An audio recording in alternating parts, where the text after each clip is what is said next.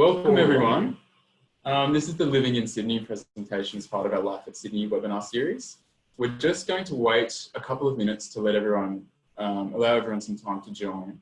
But in the meantime, we'd just like to say hello. My name is Sean. I work at the University of Sydney. I work in the international recruitment team as part of the India, Middle East and Africa team. And I'm joined by my colleague June. He works in the Southeast Asia team. This is the Living in Sydney presentation. I know lots of people, we've got about 100 participants at the moment. That's awesome. Looks like everyone is doing the right thing and staying home. They've got nothing better to do but watch a video about the University of Sydney. But we're very pleased to have you joining us today. And we'll be starting quite soon. Just some, we'll wait a little. In the meantime, if everyone can locate the Q&A and the chat boxes on their Zoom screen, if they could let us know where they're joining from, we'd love to say hello. We really like hearing from you. And just gives us also an idea of how we can best address your questions and target the information as such. Great, we've got Mary from Toronto. Awesome. Hello. Hey, Amav. Hey, Emily. A lot of Canadian students. Okay, Maria, Jose. We're at 2 Singaporean students so far. Sar, Armav. Excellent. It's great if you can use the Q&A. Everyone can see what you're talking about as well. So that it really feels like we're all in this together. It gives you a sense of how many people are actually joining. We've got 112 participants at the moment. And great, we'll continue on. Just a couple of housekeeping top points to raise. The webinar runs for an hour. We do have a lot of slides to get through. We'll do our best to get through them all so we can get to your questions, because I think that's the most important part of this. There's a dedicated Q&A. The Q&A box, most of you seem to have worked that out already. That's great. And we will be giving you an update about the coronavirus. Obviously, it's a very dynamic situation. Things are changing quite rapidly, but we've prepared a few resources for you as well. And my colleague Cedric is going to be typing in the chat box and putting in some good, useful hyperlinks for you to access there as well. Also, sorry, I forgot about my other colleague, Wendy Zhang. You might see her on the screen there as a tiny little box. So she's out on campus at the moment. She's hello. But she's going to try and give you a little tour of campus throughout the presentation. Say hello, Wendy. Whoopsies. Hi guys, how are you? So as you can see, I'm out on the campus right now next to the quad. So I'll be showing you a bit of our highlights, I suppose, for those of you who are not from Sydney. And so Sean and John will be passing me back and forth from that. So hello and goodbye. All right, thanks, Wendy. We'll hear from you shortly. And looks like we've got about 130 now. Wow, this is great. We'll get going with the presentation. We'll start off with a bit of an introduction about our experiences moving to Sydney. Myself and June both moved to Sydney for different reasons, but we'll talk about how we coped. And we'll also talk later on about things like transport, accommodation, fun things to do in Sydney. This is really designed to be quite a fun presentation, I think. We can talk about all the fun stuff you can do normally. Obviously, everything's sort of shut down a little bit at the moment with the coronavirus measures, but we're looking forward to opening everything up soon, whether that's the next year. Again, everything's dynamic, but at some stage it will go back to normal and we can enjoy these things. So we'll get started. Before we do, we'd just like to pay respects to the traditional custodians of the land upon which the University of Sydney stands. That's the Gadigal people of the Eora Nation. These are the traditional owners of the land, and we'd like to pay respects to them. Okay, start off with an introduction on first. Well, I moved to Sydney in 2015. I moved from a really small country town in New South Wales. I moved here to study. I did a Bachelor of Science with honours, and I majored in marine science. So that's what the photo is. I'm doing some research out in Sydney Harbour there. I lived on campus. I lived in the Darlington Terraces. We'll get to accommodation in a little bit. I'll show you what they look like. I lived there for 2 years before moving off into shared accommodation with some friends. There's heaps of clubs and societies you can join. I joined the Boxing Society, the Malaysian Society, and a few other sciencey ones. And then in 2018, I did a big research project. This is me doing up there. It's called an honours project. If you want any more information about that, let us know in the chat box. I'm happy to talk about my experience there. And then I graduated in 2018, and since then I've been working in the international recruitment team at the University of Sydney. All right, hey guys, I may be more relatable as an international student who's not only moved to Australia, but having lived in Canberra, Melbourne, and Sydney, the 3 major cities in Australia. So maybe you could relate to me better as an international student. So I originally came from South Korea, and I studied in Canberra, an institution in Canberra called the Australian National University. Then I temporarily went to Melbourne for employment, and only last year I came to Sydney. And so I would be able to, I'll be able to talk about kind of the aspects or the factors I think Sydney is better than any other cities in Melbourne, more subjectively, but I think I have the most say, having had these experiences. And it all narrows down to better weather, easy access to beaches, national resorts, major international events and festivals, and more job opportunities in general. So one of the greatest things I like about Sydney is that you're almost always guaranteed a sunny day, today being an exception. But yes, having that sunny glaze almost every day definitely really boosts up your mood and ambience.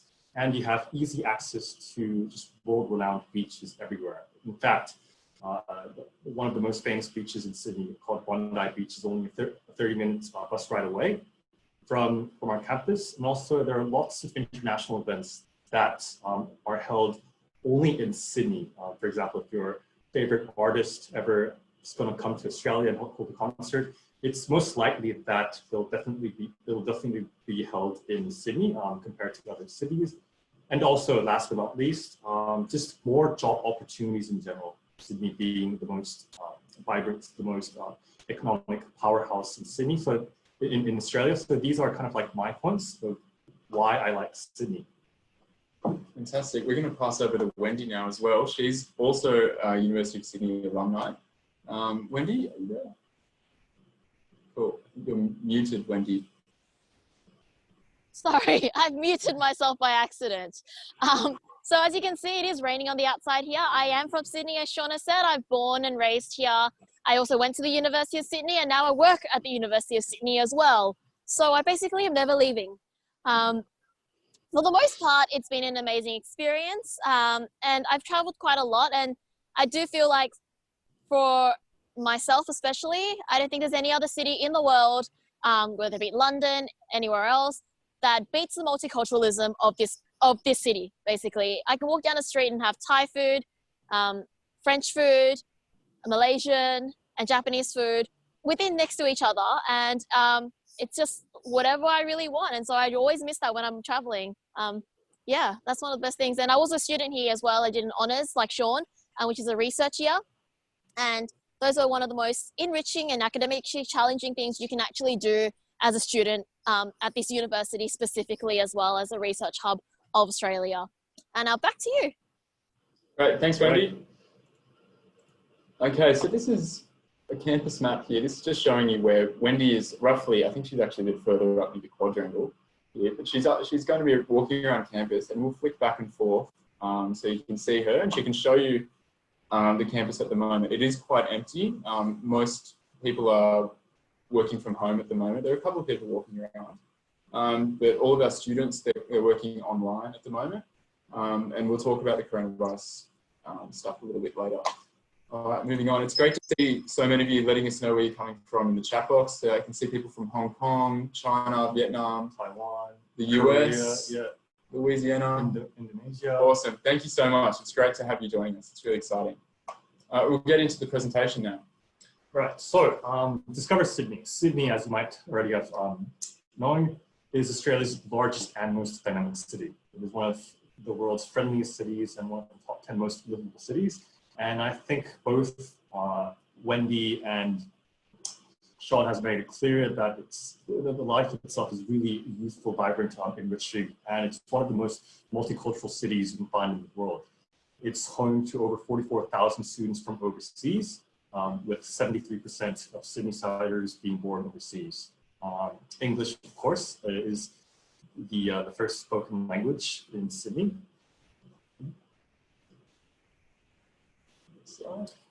Cool, and I just want to help everyone get their bearings. We hope that everyone is staying safe and well during all the lockdown measures going on around the world. Australia is faring quite well at the moment, so we'll get into that a bit later, but just to show you how big Australia is and how much there is to see. When you come to Sydney, you'll most likely be a bit overwhelmed at all the stuff to do, but we do encourage everyone to get out and see everything as well. And this is Sydney. I do like to point out how much green there is around the city centre. These are all Royal National Parks, excuse me. And it's great to go out and get into some native Australian wildlife and nature. Sydney itself, this orange blob here, this is our main campus. Most of our undergraduate students would be on this campus. There are a couple of other ones, but the general trend is that most of those are actually going to be moving onto campus for 2021. So we have a large number of students here. And as we pointed out, I'd like to point out that we're very close to the CBD here. This is only about a 5-kilometre distance from main campus to the CBD. And then the CBD is very close to really some of the great Australian landmarks, so the Opera House, the Harbour Bridge. There are over 500 companies here in Sydney. Okay. So it's kind of like a helicopter view of what the CBD area would look like. So this, as Sean mentioned, is two of the most remarkable landmarks of Sydney. You can get the Sydney Opera House here, the Harbour Bridge here, and see the magnificent landscape that shoots the city. You get, and all this is just what, 20 minutes away from campus. So that demonstrates how close our campus is to the central area of Sydney. Definitely. So we do like to point out, we are Australia's first and oldest university. We formed in 1850, and as you can see by some of the famous University of Sydney architecture, we do look a lot like Oxford and Cambridge, and we were really heavily modelled on those in the beginning. That's in the physical stature. In terms of our goals, our aspirations as a university, we did actually differ quite a lot back in the day.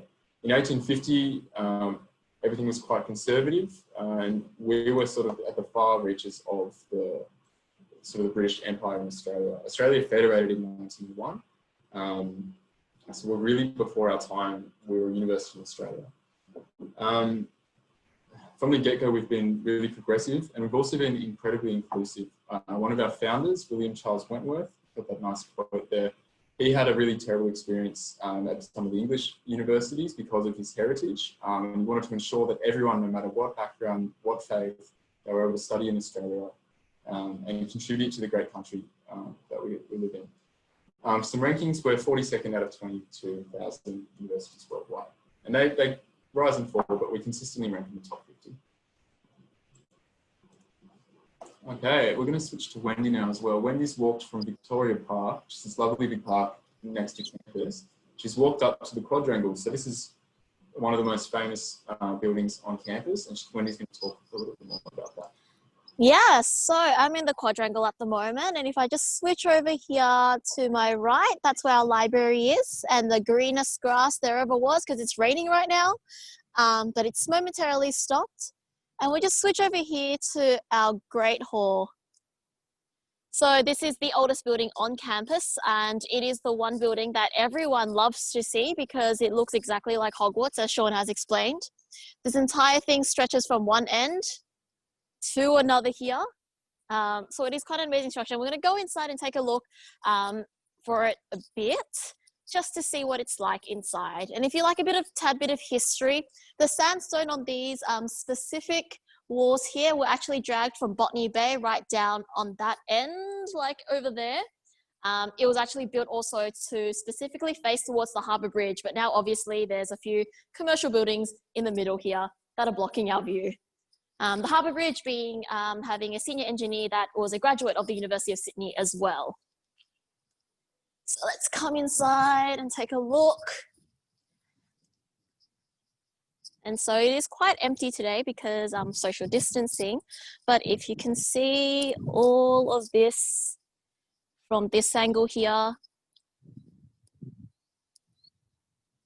and our great hall where graduations actually happen. So you start your university journey, you end your university journey in that building, basically. And our sapling jacaranda tree. So one of the legends, before I pass on to Sean, one of the legends that we used to hear as first year students here was that if you were a student who hadn't started studying by the time this tree over here bloomed purple flowers, you would fail your degree. That has not happened yet, which is great. But you know, you never know as a new student. These are some of the things we actually love about the university as well. And I end it here, and I'll pass it back to Sean.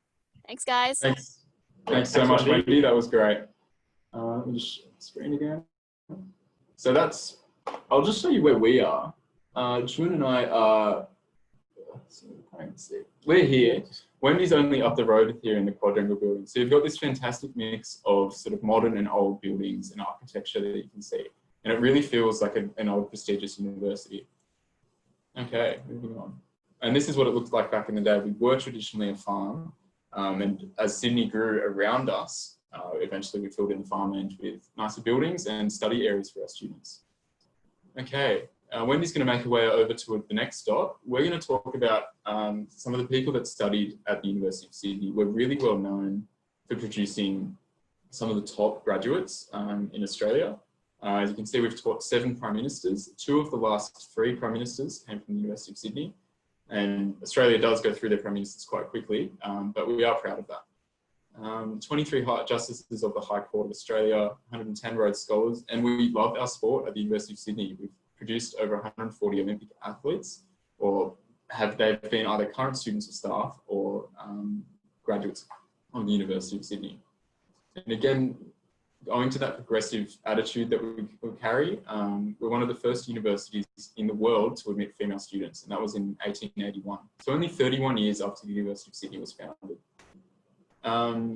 And again, we started off with a really small number of students, about 30 students, 10 teaching staff.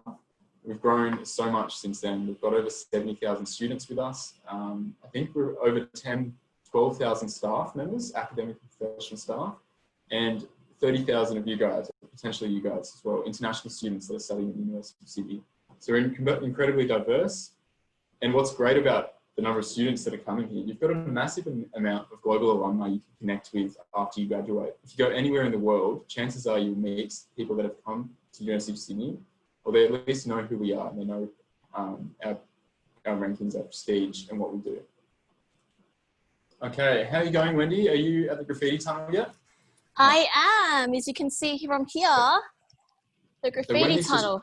Walked around out of the Quadrangle down Science Road, and she's in this little graffiti tunnel here, which holds quite a nice bit of history about the University of Sydney. I'll switch to her now. All right, guys, so I'm in the Graffiti Tunnel. This is probably a photo you would have seen, and one that a lot of the people I take on campus tours absolutely love, because you can actually write on it at any time during the day.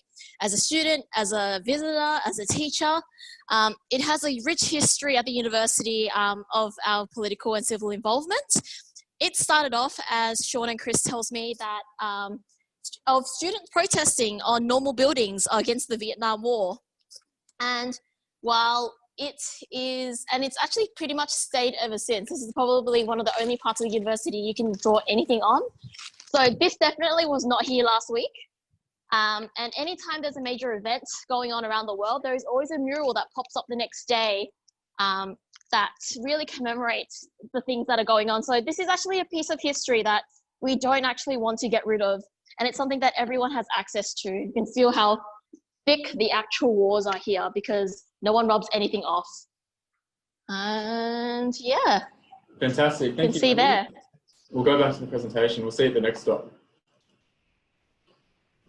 All right, so now let's talk about the kind of study areas that we offer at the University of Sydney. As you can see by the bullet points offered here, so these are the broad subject areas or the faculties there are over 400 study areas to choose from. So not just these broad titles such as architecture, arts and social sciences, business, but there are over 400 specialized majors, minors, programs that you can choose from. And one of the good things about the University of Sydney, particularly undergraduate degrees, is that they offer flexibility, which means that you can either study a double degree or even within a single degree, you can major across faculties. So you can mix and match your study areas with other areas you have interest in from other faculties. For example, no one stops you from studying a Bachelor of Business degree while majoring in music or majoring in history, for example. The combination is endless. And not just that, as you can see by this small table we've prepared here, we are ranked consistently within the top 50 in the world for subject areas. We can even proudly say that in most cases, we're ranked within top 20. For example, we are strong in arts and social sciences, particularly strong in health sciences with sports-related subjects being ranked number 4 in the world. Maybe that's why we produce so many Olympic athletes from the University of Sydney. But yes, we are a prestigious institution, and the fact that we offer such breadth of study areas does not compensate for the quality of each individual subject. Good point. All right, we are conscious of the time, so we're still almost in the introduction section, but we'll get on to the rest of it fairly quickly. So please excuse me for skipping through the next couple of slides quite quickly. More rankings where we really like the graduate employability. This is the success of our graduates in finding jobs after they graduate. And that's in the world, 4th in the world. I'm actually going to pass back to Wendy. I'll get through the rest of the slides in a little bit. We'll see if Wendy's made her way to that spot. It looks like I have, guys. Hello. So I'm in one of our student amenities buildings at the moment that overlooks the entirety of our second half of the uni, which is the sports field, as well as our science buildings here. So as you can see, I just walk over here right now. This building over here is actually our sports center. So it is our second gym on campus. It has a rock climbing center, squash, badminton. It is called the Arena, and it also has a great cafe on campus for anyone who's addicted. And then if you switch over to here, we have our science building. So that just behind there, if you can see that giant dome in the middle right there, it houses our, I think, a $50 million nanoscience facility and building. So it's a room, it has a room that is only 1 of 5 in the world that basically, I love to tell people that it recycles air every 30 seconds. It costs about 10 million on its own. It has a no static floor, and it requires 2 dry and wet washes before you can actually go into the actual lab itself. And I really love this building because it's proof of how multi-collaborative we are. Not only are we able to access it, but also universities from other states are able to actually come in and have their researchers do research in this facility, and which is something that we're all quite mindful of in this period. And if you take a look back just to place you where you were, the quad is just behind that building over there. So everything, from a different perspective, looks quite amazing in itself. And the tennis courts that we have as well. And I'll pass it back to you guys. Great, thanks a lot, Wendy. That's great. Just put back to the presentation.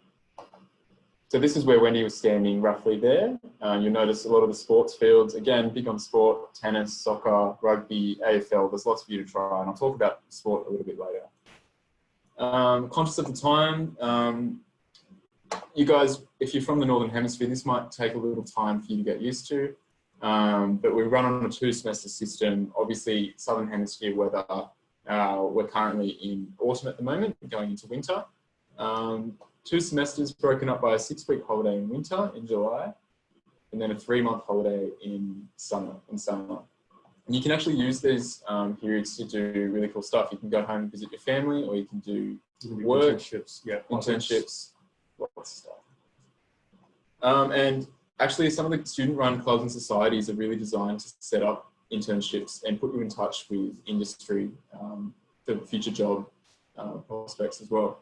We also have a lot of social clubs. As I mentioned earlier, I joined the Malaysian Society. I'm obviously not Malaysian, but a lot of my friends were, and it really was a chance for me to try something new, try new food, try new culture.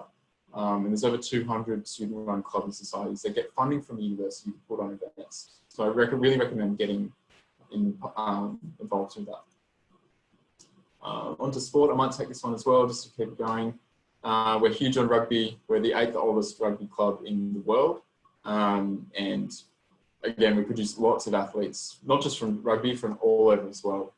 You might like to try some of these Australian sports. Australian football, cricket might be new to you as well. But generally, yeah, Australians love their sport, and we definitely replicate that here at Sydney. All right.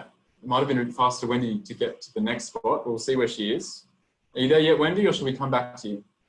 I am almost there. So you can actually see I'm just approaching the law building right now. Just walking back from everything. And as most people might remember, this was a library I introduced at the beginning. And then if we switch over to my left over here, we're back at the beginning of the quad. Right there. Right. So as Sean was actually saying, we do actually run a lot of events on campus. It is usually a lot sunnier than right now, unfortunately. You just missed us on a pretty bad day, but this place is usually lined with stalls every Wednesday. Basically, it's a market stall for students who actually buy things, and also student-run barbecues and lunches.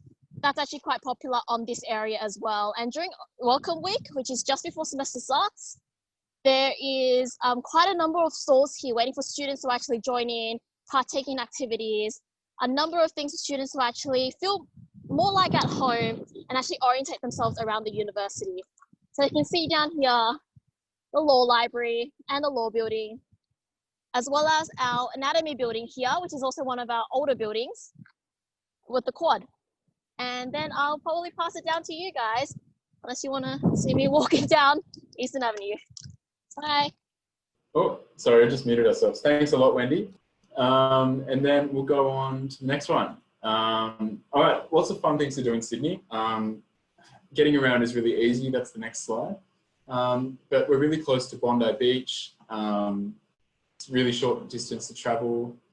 You've got Royal National Parks all around Sydney you can join. You can go on to a bushwalk or hike or tramp, wherever you're from. We've got different names for that. We've got over 30 museums in Sydney.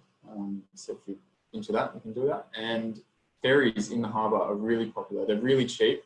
All you need basically to get around public transport is your Opal card. This is just a little sort of key card that you tap on and off as you get off and on public transport. They work for buses, trains and ferries. So you can just jump on one of these boats here, which is one of our Sydney ferries, go all the way to Manly. It's about a half-an-hour journey. And you can just go, you can go under the Opera House, you can go past it, so under the Harbour Bridge, sorry, and past the Opera House all the way to Manly. It's really incredible, and it only costs you about $3 Australian. Some other landmarks that are really close by, you've got Broadway Shopping Centre here. If you need to do grocery shopping and you're living on campus, that's the closest one. There's Aldi, there's Kmart, there's Woolworths, supermarket stores. Victoria Park is very close by, 3 minutes. Great to go within the campus. Yeah, within the campus you can go and get some sun during your class or between your classes. Bondi Beach, as I said, a 30-minute bus ride away, one of Australia's most famous beaches, probably the most famous beach. And Newtown, which is sort of our student town. These are great areas for nightlife, for restaurants, for cafes. It's full of University of Sydney students having a good time. Cool, accommodation. Right, so there are mainly 4 accommodations options for international students. So you have the university residential halls or dorms. These are usually catered facilities, which would offer meals on a daily basis. Also residential colleges as well, and on and off campus, which includes private housing options. Of course, these, like the cost per accommodation vary depending on the type of residential institution you wish to apply for. They each have their own merits, advantages and disadvantages. So just to give you an idea of what some of these look like and the different forms. So we've got really nice old residential colleges they're a really sort of like a prestigious academic community. They're at the higher end of the budget, but if you can afford that, it's a really excellent place to be. You've got instant access to a community at the University of Sydney. Alternatively, like I went the other direction. I went sort of the more budget option. I lived in the Darlington Terraces. They're really quaint, heritage listed terrace houses from back in the day when Sydney was still sort of a young city. They're really fun. You cook everything on your own. You live with 3 other people that are also studying.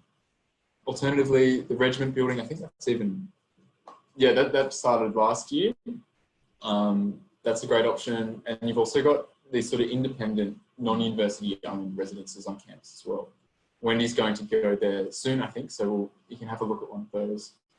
Accommodation Contacts. Again, if throughout the presentation, if you want to take a screenshot of any of these slides, this webinar is recorded, so you will get the recording sent out to you in a couple of days, or probably next week. But if you want to take a screenshot of this and refer to the links before then, you're more than welcome. Okay, so Wendy, she started off in Victoria Park. She's gone up to the Quadrangle through the Graffiti Tunnel over here, which is a great vantage point of the tennis courts and a lot of our buildings. And she's walked away over to the Law Building, and she's now further down Eastern Avenue, and she's standing on a bridge here looking at Urbanus. So hopefully that helps orientate you. There you go. G'day, Wendy. Yes, what's up? Hello. So this is actually Urbanus, and this is also the student center. If you can take a look inside there, that's where you actually go for all your student center needs, your student card, especially when you first start, and also all your enrollment issues as well. It might not look like much because you're coming across this bridge that actually connects from the other side of the building to this side of the quad. I mean, the campus is actually quite big. Usually on a campus tour, it takes about 2 hours to only show about a third of the university. So you can just imagine just how big everything is. In this building, I don't think Sean and Jun mentioned, but we have all our pharmacies, medical centers, cafe, as well as ICT, and a student lounge there for students to actually interact. So it is, this side of the building is quite an interactive sort of student-focused building. And Urbanus is right there. And if you can see, just the city behind this cloudy area, it's a vantage point to say that really it only takes about 10 minutes to get out to that side. You can walk it or you can bicycle it, as Sean likes to do. And yeah, and you can see the traffic that this crosses over as well. And I'll pass it back to you guys. Thank you. Right, awesome, thank you. We just got a question from Samya. If we can look inside an architecture building, we might not be able to in this instance. A lot of the buildings are actually closed and you need swipe access to get in. So our building at the moment is closed to the general public. You do need to swipe access to get in. Same is probably going to happen for the architecture buildings as well. You need to be an architecture student or a staff member that works in those buildings, just to limit the amount of sort of cross-contamination that's going on between the buildings due to COVID-19. Okay, moving on. Still got a bit to get through, but I'd like to point out this slide as well. This is like a key part of everyone's decision in coming to a university or moving overseas. It's a massive jump. But we'd just like to point out, comparatively, like to a lot of the US colleges, I know I've worked in that area before, we are reasonably affordable, I would say, but this is a good breakdown of the cost here. So tuition fees, depending on what you study, this is based off a Bachelor of Science student living in a residential college on campus. This is costing per year in Australian dollars, and you've got the US dollar comparison there. So $48,500 for the tuition fees. You've got insurance that you need to pay each year that covers your health. We've got a great health system in Australia. This gives you access to it. The student services and amenities fee, that just goes towards things like running bathrooms of general facilities on campus. Textbooks, it's up to you if you want to buy textbooks. Some of them are mandatory. I don't think I ever bought a textbook. I would get them given to me from friends, or I would always find a PDF copy online. But just, we factored that in there in case you'd like to do that. If you're in law, potentially, law is really book heavy. Living expenses. So this is at one of the more expensive options of accommodation on campus. I would like to point out, we maybe glanced over that before, but all of our accommodation requires a separate application. So you have your course application process, you go through, you get your conditional offer, and then you can be doing this even before you apply. You can be inquiring about accommodation separately and be getting put on wait lists. So for a lot of our students, mostly undergraduate, but there's a lot of postgraduate students that live on campus as well. You can start that process early. And obviously it is a bit dynamic with the situation going with COVID-19, but we are planning to go back to business as usual at some point. Okay. And again, costs vary. There's a Bachelor of Arts here that is significantly different, and we actually, the way that the costing is run is per unit of study. So if you do a Bachelor of Science and then you take arts units, your total cost can be very different to a student just doing purely science units. If that makes sense. If you've got any questions, let me know. I'm happy to talk about it a bit more. Okay, useful mobile apps. So I put this together just as, if you are planning on coming for semester 2 or semester 1, these are some good ones, even to check out if you're not sure yet what you want to do. The Sydney Uni app has just been updated to include wayfinding. So you can go and check out the map. You can get directions on how to get from building to building, which is really helpful. That's a really good app. And you can also put your classes in there if you're a current student. TripView is great. I think it is paid, but there's a free version of that as well. That gives you access to all the public transport, and it allows you to schedule different journeys and things like that. I recommend getting that if you're going to be living in Sydney. Opal Travel as well, that allows you to do remote transfers from your bank to top up your Opal card. So if you get stuck and you can't get on a bus, you can go to the Opal app and immediately top up. The Travel Guide offline, this is just something I found just after a quick look in the App Store. This is a really good thing. You can download different guides to help you find things to do in Sydney. They're really good group things that you can take part in. New South Wales National Parks, most of these are free. Sometimes they do charge you a little bit to get in, but this, you can even download maps for different national parks going around. If you're into camping, bushwalking, a lot of our international students, this is an awesome opportunity for you to go and see some of the country of Australia. And not an app, but a website, and they do have Instagrams. And I think Sydney Uni, check out the Sydney Uni Instagram, national parks as well. They have Instagrams. Anyway, check out the Instagrams for that, and also check out the website too for Concrete Playground. That's a lot of things going on in my life. Okay, student support services.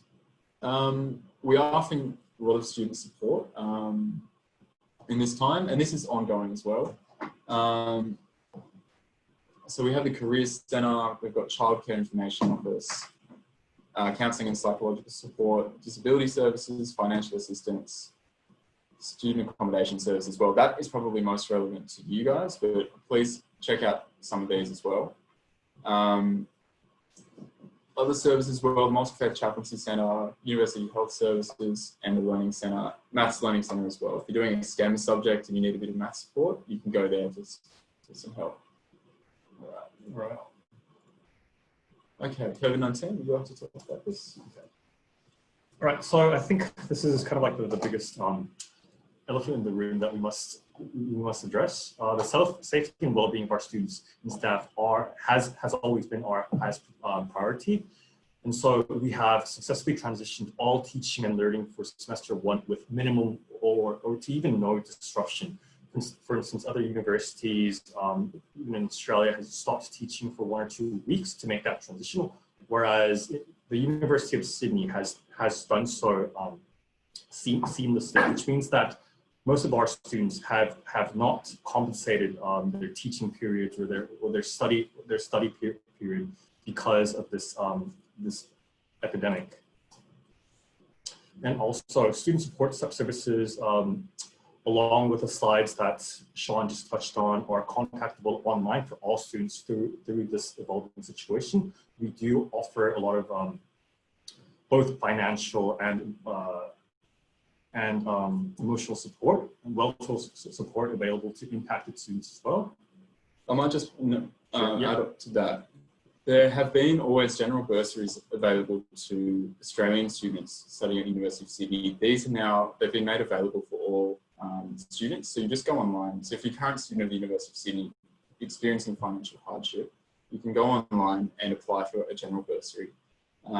And when I was studying, I did this a couple of times, and it's great. They put you in touch with different sort of little scholarships that are available throughout the university. If you're doing well in the subject area, you might have access to beneficiaries a little pool of money that they've donated to the university. As we said, we've got a lot of alumni, a lot of them give back, and there are opportunities for you to get a little help with finances there. But I'll let you continue. Sure. Yeah. And last but not least, just want to demonstrate how the University of Sydney has been in the forefront of this battle with the epidemic. Our researchers have been contributing their knowledge and expertise to COVID-19, such as coming up with, working with the New South Wales government to come up with a community profile map to track individual cases, which ultimately led to the flattening of the curve of community spreading within New South Wales. And I think this has been implemented also in other states as well. Okay, just another thing as well, one of the common questions I've been getting on an email, while I talk about this, these are some really great websites you can visit just for updates. I know you might not necessarily be able to click on the links to PowerPoint, but again, take a screenshot, and if Cedric, who's writing in the chat, he could potentially copy those links and put them in the chat box. He'll try and get onto that now. These are really great for you to just keep an eye on what's happening in Australia. I know you're probably getting bombarded with news and updates in your own country, but if you are sort of looking at coming to Sydney, it's good to keep an eye on the situation. This first link is the University of Sydney updates. So this is what we are monitoring and updating our students with. The second one is Study in Australia page, which is down here. Information on things like visas and stuff that we aren't legally allowed to give advice on. That's really great to go and visit. And then the last one, which is probably sort of the most related to like the public health issue that's going on. The New South Wales coronavirus page is great to just get an idea of the number of cases, what the numbers are doing, like infection rates, things like that, so you can get an idea of how we're handling it. And globally, I think, as Drew mentioned, we've done incredibly well. It hasn't been without like bumps in the road, but I think like if you look at the numbers now and the infection rate, it has decreased dramatically. So we're talking about, even from Friday, a relaxation of the social distancing measures in New South Wales. So currently, we're trying to keep socially distant here, and it is tricky, but they'll be relaxing with that as well. Okay, so I know I've been seeing the little bubbles come up that you've been putting questions in the box. That's awesome. We'll get to those now. If you have any questions, please send them through to us. And if we run out of time, we've got a while. We've got about 15 minutes left. Please email us. There's an international.recruitment email that my colleague Cedric is going to put in the chat at the moment. Just send us an email. If your question is tricky, we'll get to that in a little bit. All right. So I can see three questions. We'll start with Java's Pratama. So okay. Awesome. Right, so we'll go to the next one. Yeah, you can if you bring your kids. There are a lot of primary schools around. I parked my car this morning next to a primary school that's maybe about a 5-minute walk away from main campus. So there are definitely ones available. Costs, I'm not really sure about. I haven't had kids myself, so I haven't gone through that process. So I recommend having a look at some of the websites.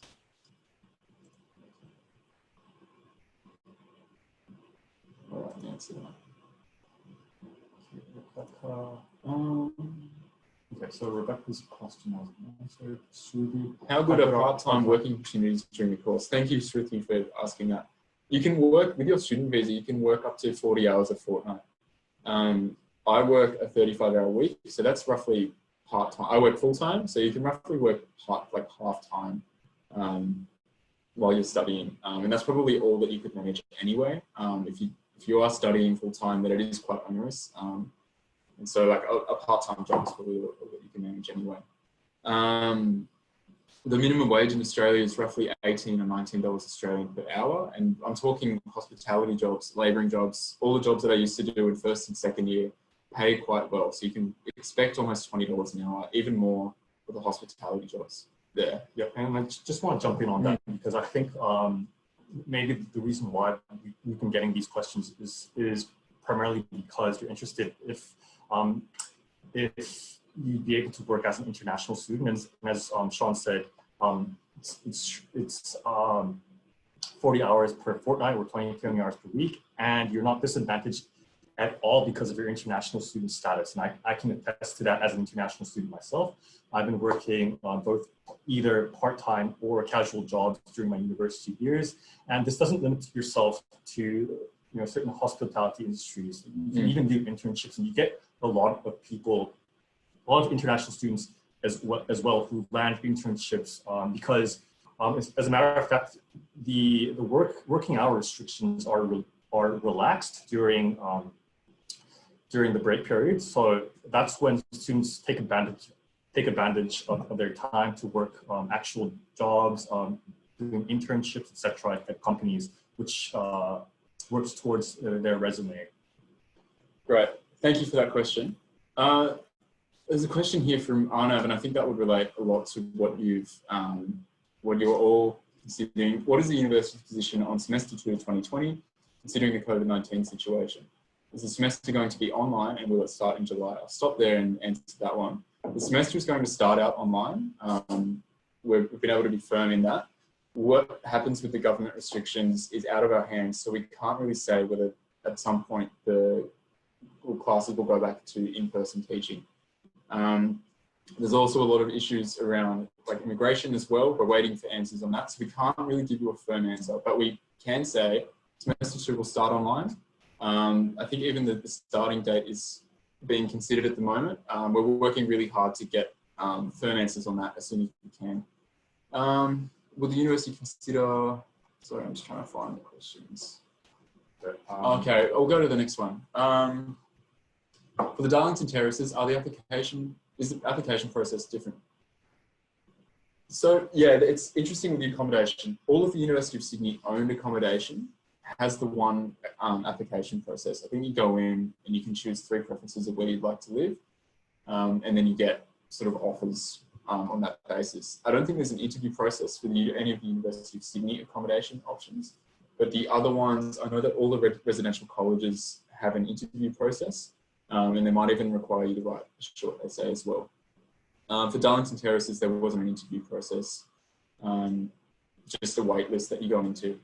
And you can do that now. You can go and apply and jump on the wait list. Looking at how bicycle friendly is the city, as well as sport teams representing the university. I might take the bike one because I've been riding into work for about 4 years now. I bought a bike when I was studying. I would ride into work. It's not the most bike-friendly city, I found. Going around Melbourne's a lot flatter, just in a comparison. Sydney is a lot like San Francisco in the hills. They're not that insane, but it is quite hilly. So if you are riding to work, you might want to take a shower afterwards because it gets quite hot. But over the past year, there's been a big increase in the local governments putting money into bike paths and bike lanes, making it a lot safer for cyclists around. The only sort of close calls I've had have been my fault, really. So I think the general public are quite good in taking care of the cyclists on the road. But yeah, I think one thing to note, I think it is illegal to ride on footpaths. So if you are going to ride a bike, make sure you're fit, make sure you know the road rules. And I'd only encourage it if you're maybe to start going in early morning or late at night when there aren't many cars on the road. Okay, next question.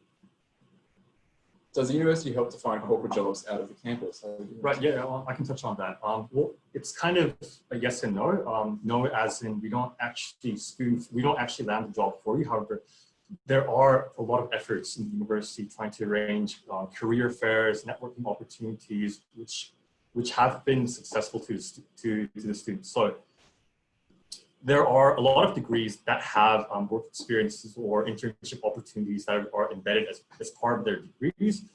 But also there are university, the career fairs and all these networking opportunities almost on a term basis that are going all year round. So you're in no shortage of information and support to gaining interviews or even actually ultimately landing jobs. And I think that's why we've been so successful with our graduate employability rankings so far.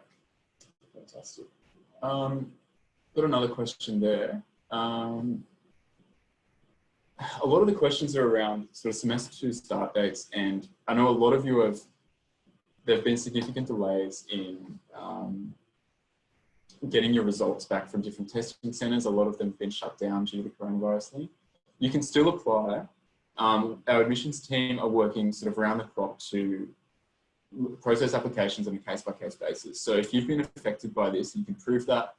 But you also have some, like if you have a conditional offer and you're just waiting on your English results, they are being flexible around the way that they process that, but you still need to submit an application. So I think if you're planning on coming in semester 2, see if you can get in touch with the admissions team. And if you're hesitating about submitting an application, I think it's best to do so, so our admissions team can give you a firm answer on what you need, what you're missing, or whether you have enough to get in. I hope that helps. Unfortunately, I have to be really vague just because the situation is dynamic. Our senior executive team at the university are working hard to get a better picture of semester 2 and what it looks like. And as soon as we find out, we'll let you guys know. And also, if you want to email us at international.recruitment@sydney.edu.au, that'll be a great way to just get in touch with us and keep in touch with us after this webinar series. Next question. When do applications for intake usually start? Okay, so for international students, I'll generally say most of the degrees, the applications are open a year in advance or 2 semesters in advance, which means that if you want to enter into, if you plan to study in semester 2, 2021, it's already open for you. Of course, the caveat is there are specific courses such as dentistry, medicine, etc., which require specific medicine-related entry tests, which may have a different application procedure and deadlines. However, in general terms, for example, engineering, science, arts and social sciences, the applications are open almost a year in advance, so that you can kind of reference that to plan your studies. All right, next question. Are there any scholarships available? There are, yes. There are there are a couple for international students mainly. If you go online, I think one of my colleagues will be sending the link through the chat about the scholarships website there. You can check that out. The main one is the BCIS scholarship, which is the Vice Chancellor's International Scholarship. And that is actually done on an automatic basis. So you're ranked according to your academic results, and then the award is given out there. But that's not the only scholarship. You can definitely check out other ones. There might be local government funds that you can go through as well. Moving on, we do have about 8 minutes to go, so we've got a few questions to get through. Are there any welcoming events for students starting in semester 2? That's interesting. I think they probably will do them, and it will probably be online. Yeah. If you check out the hashtag USyd online, so just go to Instagram or Facebook, hashtag USyd online, you can see what our students are doing at home, how they're keeping themselves busy, and there'll be updates there as well. So yeah, I've just been advised 1 to 2 weeks prior to the semester start date, and again, it will be confirmed closer to the August start. So there will be a welcome. We're not going to leave you hanging. There'll be something like that. Usually we have actually that photo there that's on the screen is one of our open days. There are all the clubs and societies can go around and sign up. I'm guessing there'll be some form of that as well. So you can still get in touch with the student clubs and societies. Some of them are really fun and interesting. So I'm kind of excited to see how they're going to be doing this online from home. Sure. Is it easier to live at the colleges at USyd or better to live off campus in terms of cost? Well, I think this really comes down to a personal choice. What we advise generally for international students is that it's better off for you guys to live on campus in the first semester, if not the first year, to just really get a hang of Sydney in general, just getting around Sydney, the neighborhoods. But then once there's a general trend that students move out of on-campus or off-campus institutions and find budget options or affordable options outside, and that's because after about a semester or 2, they get the hang of the campus, and once they form friends and network and they already have their community, it's easier for them to make that choice. And of course, there are economic factors as well, because it is usually cheaper the further away you live away from campus, mainly because our campus is kind of located smack down it's in the central area of Sydney. Yeah, definitely. So a couple of links, I might get my colleagues to put these in the chat box. The accommodation website, that's a great one. Even if you just look up University of Sydney accommodation, you'll see all the options there. I've got a question of like the rough cost of houses around campus. I lived in a place that's about 5 kilometres from campus. It's around $250 a week. Depending on your standards, it can be higher and lower. So it's roughly that. It depends if you want to live in like, yeah, my manager, he's here, he says it's a bit higher for him. So he's probably doing a bit better than I am. Anyway, is it easier to live? Yeah, so I reckon that 1 to 2 years. Yeah, 1 to 2 years. Student from abroad, will it be difficult to get acquainted with the city? It's probably a good one for you, James. Yeah, not at all, not at all, definitely not. I would definitely attest to what's been constantly said about Sydney being the most multicultural, the most livable cities in the world. People are usually very, very friendly. They actually, in most cases, they actually go out of their way to strike a conversation to help you out. So like, you are in no shortage of any support or even finding communities. As I said, there are a lot of cultural and national communities in Sydney. So even if English is not your first language, or you want to get acquainted with your cultural people, Sydney will definitely welcome you. Okay, keep the questions coming in. We have got about 5 minutes left. If you've got a tricky question, be sure to email us at the website. Oh, not the website. So the email address is international.recruitment@sydney.edu.au. The accommodation applications. So this is tricky because, as Sean briefly mentioned, the applications for accommodations must be done individually, which means that each accommodation facility or residential colleges have different deadlines and application procedures. For example, most of the on-campus accommodations currently open up for 2020. However, there are some residential colleges, for example, St. John's College, that has already opened up applications for February 2021. So in this case, just sorry to be very general, but you still have to check the individual accommodation websites for the respective application deadlines. Awesome. Thanks for that question. Let's read that one. The last one there, can I apply for a research degree if I have not published a thesis or have research experience at the undergraduate level? It depends on where you're going. I think you've said you've got a conditional offer for the Master of IT and Master of IT Management. It'd be great if you could come and join that webinar session. I think it's tomorrow. There's a specific session on that degree. So you'll be able to ask an academic that question as well. I don't think I know for sure, but usually you do have to have some kind of research.